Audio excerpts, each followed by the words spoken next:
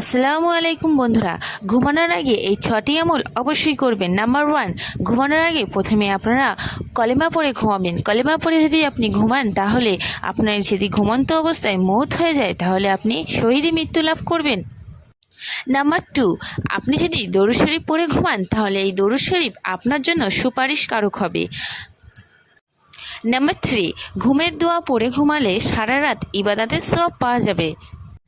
4, আয়াতুল কুরসি পড়ে ঘুমালে সারা রাত ফেরেশতারা পাহারা দেবে আপনার জন্য। নাম্বার 5, বিসমিল্লাহির রহমানির রহিম পড়ে ঘুমালে প্রতিটি নিঃশ্বাসে নেকি লেখা হবে। নাম্বার 6, আস্তাগফিরুল্লাহ আল্লাযী লা ইলাহা ইল্লা হুয়াল হাইয়ুল কাইয়ুম ওয়া আতুবু ইলাইহি। এই দোয়াটি পড়ে ঘুমালে ঘুম থেকে নিষ্পাপ হয়ে উঠবে। আল্লাহ পাক সবাইকে নিম্নলিখিত দোয়াগুলো পড়ার তৌফিক দান করুক। আল্লাহুম্মা আমিন।